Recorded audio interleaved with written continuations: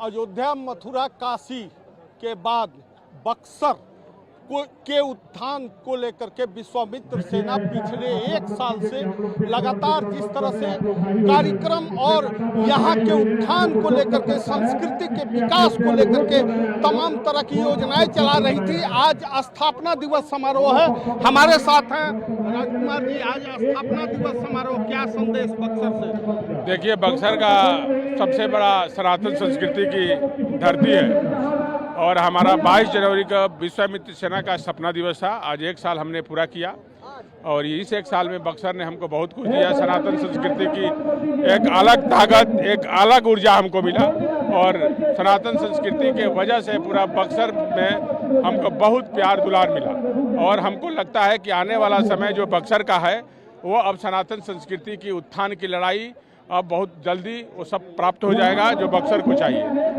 तो ये हमारा ये बहुत बड़ा ये सौभाग्य है विश्वामित्र सेना का और बक्सर के लोगों का कि आज हमारे साथ सारे लोग बक्सर के खड़े हो गए हैं। पिछले एक साल से लगातार केंद्र सरकार और बिहार सरकार ने श्री राम कॉरिडोर से लेकर के तमाम योजनाएं आपके मांग पर जिस तरह से बक्सर को समर्पित किया है और आने वाले समय में क्या और नई आपकी योजनाएं हैं? बक्सर के लिए नई योजनाएं हैं कि पहले तो बक्सर को महर्षि विश्वामित्र कॉरिडोर बने, बक्सर में एयरपोर्ट बने, बक्सर जो है अयोध्या काशी की तरह बने, वृंदावन की तरह बने, गंगा के किनारे बसने वाला सबसे सुंदर जो है शहर है, प्राचीन शहर है। तो बक्सर को तो बक्सर का दर्जा मिले और ये लड़ाई हम सरकार से लड़ रहे हैं। आने वाले सरकार समय में बक्सर स्वस्थ हो, विकसित हो, सनातन संस्कृति की उत्थान हो, देश दुनिया से लोग यहाँ पे आए और बक्सर जो है जिस तरह से काशी चमका, जिस तरह से अयोध्या चमका और हमारे यही मांग है कि प्रधानमंत्री जी यहाँ भी शिलान्यास करें इस बक्सर का और बक्सर नहीं होगा तो रामायण अधूरा है। बक्सर तो एक ऐसी धरती है जहाँ की अब कल्पना करना ही मतलब धर्म का सबसे बड़ी नगरी है जिसमें वेद में बक्सर का वर्णन है। तो नए साल में नई ऊर्जा के साथ विश्वामित्र सेना आ रही है और बक्सर के लिए लगातार प्रयास है, लगातार संकल्पित है और लगातार काम करेगी।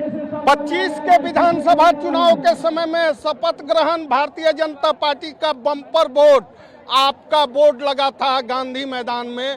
पूरे पटना की धरती पर विश्वामित्र सेना ने खासकर अध्यात्म के लेकर के, बक्सर के अध्यात्म को लेकर के संदेश, जन संदेश क्या देंगे? बक्सर के लेके संदेश, बक्सर बिहार का गौरव है, धार्मिक राजधानी है और जिस स्तर से बक्सर में सनातन की बात होने लगी, पूरा बिहार में सनातन की बात होने लगी, जय श्री राम के नारे लगने लगे और हर जगह धर्म की बात होने लगी, तो हमारा देन है, विश्वामित्र सेना की देन है कि जो सनातन की लड़ाई निर्विरोध, एक कहते हैं ना निर्विरोध, सनातन की बात करने वाला विश्वामित्र सेना अकेले बिहार में निर्विरोध, ये मैंने लड़ा। तो आज उसका देन है कि हर लोग अब विश्वामित्र सेना और सनातन की बात करते हुए आगे बढ़ रहे हैं। तो इसको पोस्टर लगाना हमारा धर्म है और कर्तव्य भी है और सनातन की सरकार आई है। इस सनातन की सरकार में लगता है कि बक्सर का भी सनातन संस्कृति का उत्थान हो जाएगा। तो निश्चित तौर पर विश्वामित्र सेना ने जो आगाज किया है और उस आगाज के बाद जिस तरह से कह सकते हैं कि एक साल का कार्यकाल पूरा होने के बाद विश्वामित्र सेना का स्पष्ट ऐलान है अयोध्या, मथुरा, काशी के साथ साथ बक्सर को भी विश्वामित्र की धरती को विकसित करने की तैयारी की जा रही है। बबलू उपाध्याय, कशिश न्यूज, बक्सर, बिहार।